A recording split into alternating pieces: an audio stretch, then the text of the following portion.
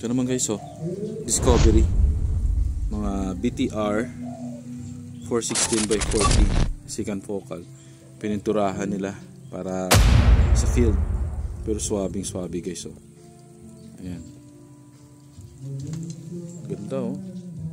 Pag pumunta kayo sa aking channel ay i-click nyo lang po ang isa sa mga video, halimbawa ito. So dyan nalabas yung video, i-post nyo lang, tapos sa baba sa comment section, ayan, may click the link for 5% discount. I-click natin yung link, i-direct po kayo noon sa pages ng Lazada. Ayan, 5% discount agad yung makikita natin. So sobrang dami po ng mga product na meron sila, iba't ibang klase ng mga scope.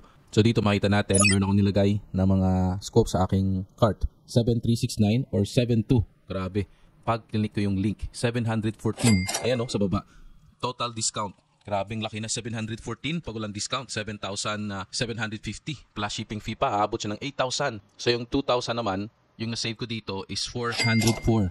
Laki, no? So ibig sabihin, instead na 2,000 plus, ay 404 yung discount ko, 1,895 na lang yung babayaran ko dito. So saan pa kayo guys, no? So magmadali na, i-click na yung link para makatanggap tayo ng 5% habang available pa yung promo code nila na ibinigay sa atin. Ito yung kanilang store and i-click nyo lang po yung link after sa baba ng ating video. Right guys, maraming salamat. Yan natin yung yung niya kung makikita.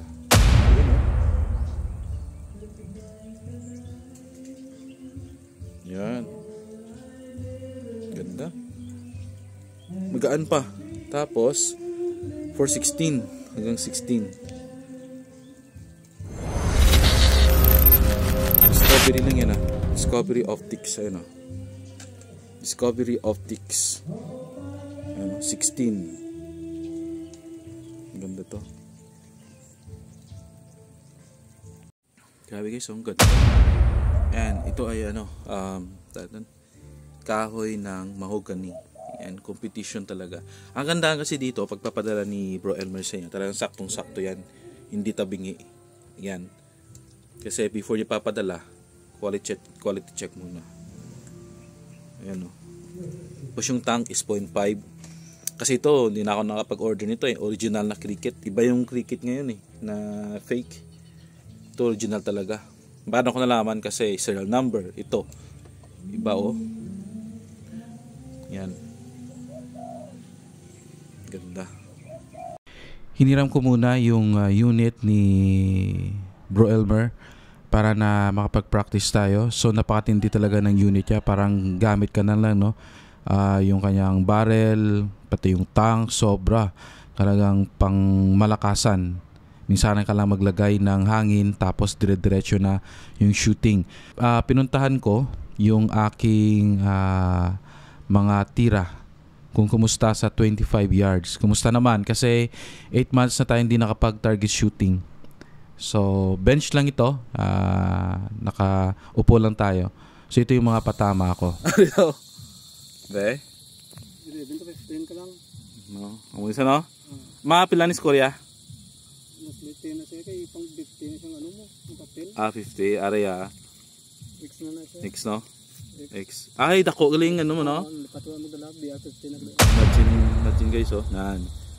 Ito, sighter. Ito, yan. Yan, labas. 10. Paano ba lakon X? Amo na ito din. Third. Yan. Grabe, wari, no? Pag hindi ni X ya. Mas sa ako ni plagan. Depende sa man kung ay taplag, hindi sa man. Paano mambal nga X isaw? Dula ang pintok. Dula ang pintok. Madula gid saya. Sari X, sari hindi. 10 lang Pero actually, sa BR25 nga circle, dako ni siya ang mo. Dako na nga mo Dako ni sa. Oo. So makita niyo guys, pang BR50 kasi ito BR50 naman. Ito labas to, mga are 9, no? Kasi bolya sa 9 gina. Are wala ni sa nagano, dapyas 9 man Yan. Ito nagsisimula pa lang Pero dito, third pababa, ito na yung okay na. Dito yung first. Ayan, ito nagsi-zeroing ako dito. Ayan. Ito din, zeroing. So nang nakuha ko na, dito na ako nagsimula. Ayan. So third, second, third, fourth, and fifth. Tingnan nyo guys. Ayan, yung tama ng wala pa ni Nano no? Ang barrel, wala pa na sa doon nahasa, gino? Wala, tapos ang bala mo ito, ang assorted ng ano eh, kung may mga gupi. Oh, so nagamit ako, nag-shoot ako. Tapos sa depende mo sa hangin pa gede. Yung pellets, hindi ko na sinusort, diretso na. Kasi 7 months tayo na pag-practice eh. So ito yung result, guys. So guys, spoilers alert, hindi ibig sabihin na ang galing-galing ko dito. Nagkataon lang na ang unit ay maganda talaga. Yung maker na gumawa ay sobrang meticuloso. Kaya na-achieve ko to. Imagine 8 months hindi sa bahay lang ako, gumagawa ako ng video. Mag-target shoot ako 5, 6, pero hindi pa ako nakapag BR. Kasi yung unit is designed siya for BR. Malapad yung kulata, naka-sandbag, maganda yung barrel. Talagang kahit baguhan, tuturuan ng 1 oras, 2, makukuha niya na ito. Kung gusto talaga ninyo yung talagang quality na ano talaga yung skills talaga or craftsmanship, edi MS or freehand, offhand competition. Doon talaga makikita, masusukat. Kasi kailangan ng practice doon, proper breathing and positioning at iba pa. So yun yung masabi ko dito. Ito, mayupi. Yan. So, isama na natin. Aloha guys, this is Dave Lopez from Air Rifle Hobbies Philippines. I invite you to subscribe on our channel para makatanggap po kayo ng notification sa mga bagong videos natin gawa. Alright? Maraming salamat po.